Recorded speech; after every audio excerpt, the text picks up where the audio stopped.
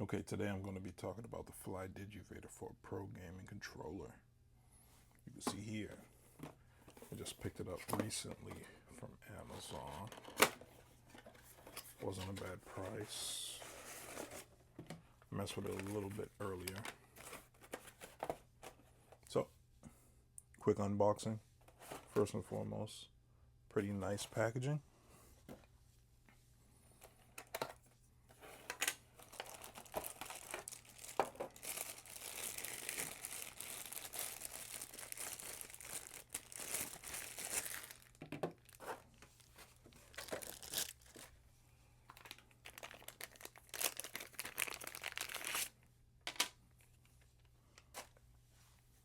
Okay, pretty standard when it comes to everything. You have your controller, you have your 2.4 gigahertz dongle, you have your USB cord.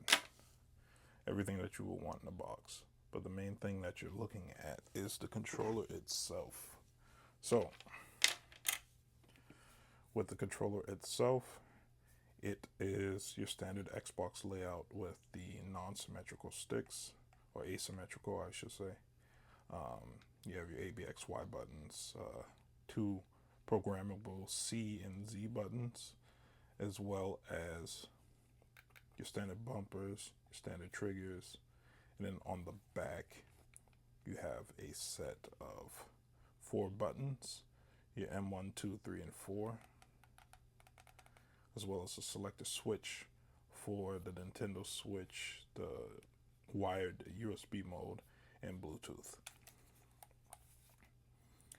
Also, and I should have pointed this out, they do have toggles for mechanical hair triggers, as well as being able to have analog triggers for racing games and games that require analog input.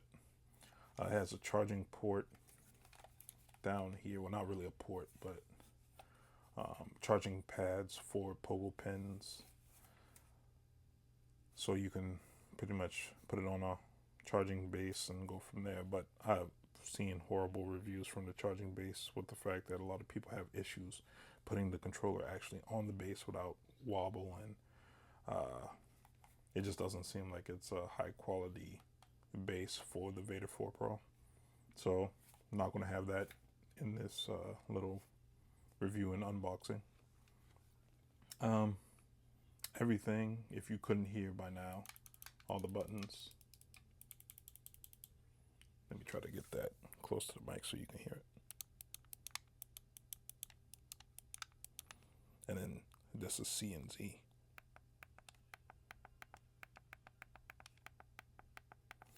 So the ABXY is going to be more like your traditional Omron switch for a computer. So like a blue clicky. And then these are more so like your toggle switches on like a cheaper, basically it's a cheaper switch than these ones. These ones are more like mouse clicks. These ones are more like toggle buttons, like on a remote or something of the sort. So other than that, it's pretty decent. The mechanical nature also goes into the D-pad. So it takes the design structure from the Xbox Series X and S controllers, where they're clicky as well. These are removable, as well as the thumbsticks. The thumbsticks have a pretty decent coating on them. Can't really complain too much when it comes to that. But the main feature of this controller, and what everyone really buys it for, is the control rings that you see here. I have them on max, but you can also put them on various degrees of sensitivity, all the way down to its minimum control, and you can pretty much control the thumbstick module with very limited tension, or you can turn the module itself all the way up for maximum tension, so it'll be a little bit harder for you to actually do a rotation unless you have some type of comfort or use with that. Honestly, I don't keep mine at the minimum. I usually keep them at the maximum. I'm a bigger guy, so for me, it's very easy to manage the tension that they actually give you. So I do it that way. Okay, so I pretty much switched the angle a little bit to give you a better view of what I was talking about when I was saying the thumbstick tension. So right now it's on the max. And then if you go counterclockwise, you can get to the minimum.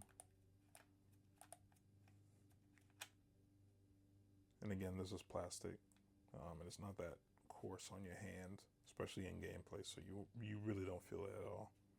But yeah, this is the actual scroll wheel itself, or the friction wheel itself, up to max.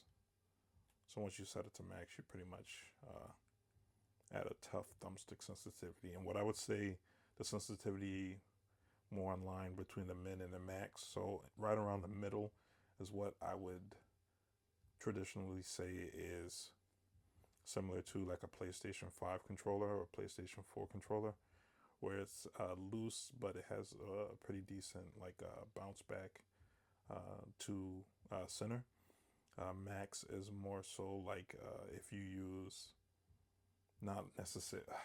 Control Freak used to have these little control rings that you could put on your over your thumbstick that was like a foam, and then when you put that over the thumbstick, it will give you more control.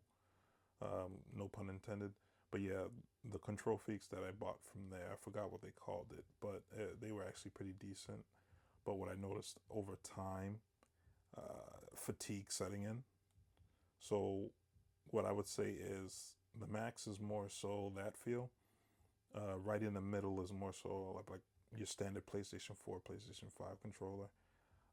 And then closer to the minimum, I'll say about 3 notches from minimum is like your standard Xbox controller itself. And then minimum is less, more like a worked in older Xbox 360 controller. So the level of stiffness is dependent on how long you've been gaming. Uh, when it comes to traditional controllers, but for this controller, I like the fact that you can adjust it on the fly like that, and you don't really have to deal with the problems of traditional potentiometers. So the pros and cons of a controller like this. So what I would say the pros of a controller like this is the fact that you do have the adjustable thumbstick tension, you have the mechanical buttons, you have your standard Xbox layout with the additional 4 buttons, as well as mouse hair triggers, the things that you would want from a controller, having wired connectivity, having 2.4 gigahertz reception, using one of these little receivers here is good, and also being able to connect it to multiple consoles. So for instance, you can connect it to a Nintendo Switch, you can connect it to PC, you can also connect it to Mac if you're a Mac gamer. Even though Macs don't really utilize too many controllers unless you're using emulation layer. And you can also use it with adapters because it has this dongle itself. You can hook it up to one of the Brook adapters or the various adapters that you'll see on the market, and use them on other consoles. Obviously, some people are getting banned for using them, especially when they're trying to get a competitive advantage or they're using mods and things like that. But they do work for other adapters. As soon as you have a USB connection, you can pretty much get it to work on multiple consoles if you have the right adapter and the right know-how. So that's a plus as well. The negatives, the only thing I could say is in gameplay, I did have one disconnect, and it was pretty much during. I was pretty much playing a racing game, and the receiver itself disconnected, and I just had to put the controller itself in pairing mode by holding start and select and the home button for a few seconds to kind of get it back into its default operating state, and then I was able to be back and running no problem. Other than that, you don't really have issues with connectivity. I used it for PC, so my PC was within a foot from me. So I can't tell you about range, because range so far, I've only used it in one room, which was my office, and I didn't notice anything that would cause any alarm. Bluetooth, I didn't really connect it to my Switch. This is mainly just a PC controller for me, because I don't see many Switch games utilizing this now. Switch 2 maybe, but I don't have that console, so I can't tell you. But I don't think that's going to be a main issue. Most people aren't going to buy it for Switch. They're going to buy it for PC. And as a PC controller, it does what it's supposed to do, and it does it really well. Other than that would be the software. So this is a Chinese-made controller. So when you get in software, you have to get it through their website. And their website, the English version, for some reason, will never load the web page quicker than 2 to 3 minutes.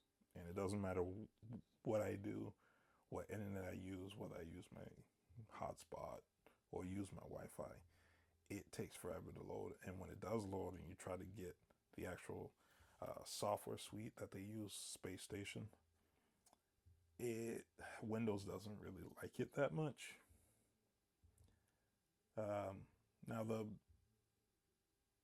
at first, when I first started using these controllers, Windows was a little bit more strict when it comes to it. Now it's a pretty seamless process once you can get the download going. But when you get the download going, if your antivirus flags it, it's just because it's coming from Chinese servers. And when you're downloading the software, it's just flagging it because of that.